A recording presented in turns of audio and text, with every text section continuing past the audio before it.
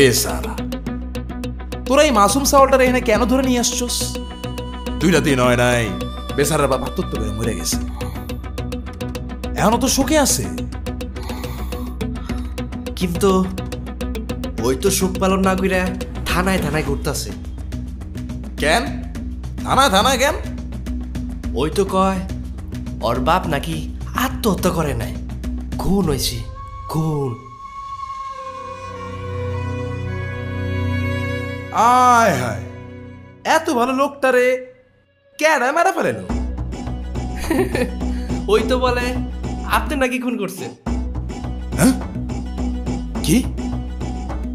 আমি খুন করছি? আমি খুন করছি?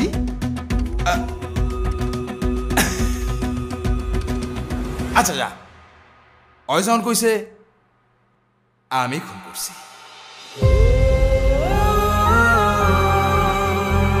কিন্তু কেমনে খুন করছি এটা তো জান না।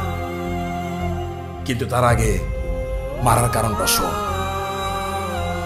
চাচার কাছে আমি বেশি কিছু চাই নাই, চাইছিলাম ছোট্ট একটা জমি।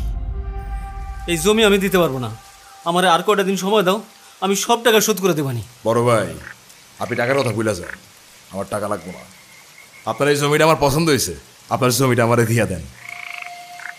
এই জমি চাষ করে আমি আমার ছেলেরে লেখাপড়া শিখেছি, সে এখন অনেক বড় হয়েছে, আমার জান যাবে, তা আমি জমি দিতে পারবো না। আমার এলাকায় বংশ শিকদারে কেউ না করে না, যদি জমি না দেন তাইলে জানটাই নিয়ে নেব। তুমি কারে ভয় দেখাচ্ছ? আজকে তোমার নামে আমি থানা ডায়েরি করবো। আমারে ভয় দেখা লাভ নাই, আমি জমি দেবো না। মনসুর শিকদার কাউরে ভয় পায় না। আপনি যদি জমি না দেন তাইলে আপনার জানটাই দিয়ে দেন।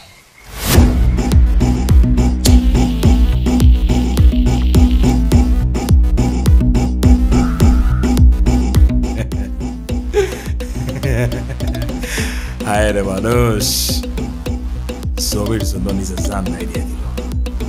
শেষ পর্যন্ত ঠিকানা হইলই 3.5 হাত জমির ভিতরে।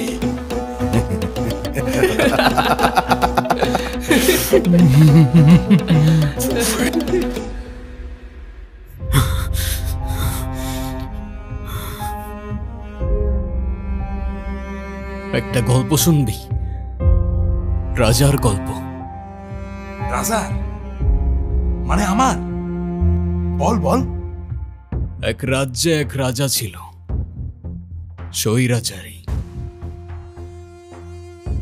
রাজ্যের সবাই তারে ডাকত নরপিশাচ। সেই মজা পাইছি, বল বল।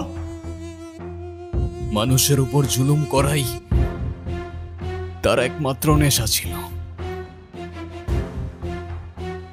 কিন্তু দুঃখের বিষয় কি জানিস? সেই রাজা নিজেও জানতো না যে তার রাজত্ব খুব বেশি দিন আর টিকবে না।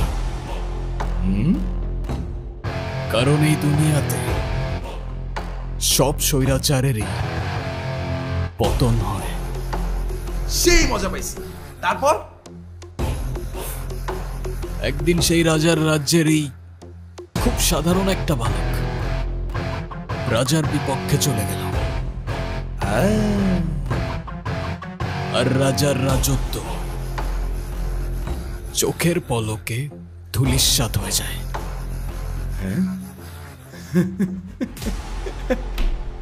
ওই কি বাপের সঙ্গে পাগল টাগল হয়ে গেল নাকি রে? তোরা কি অনেক কিছু খাওয়াইছিস রে?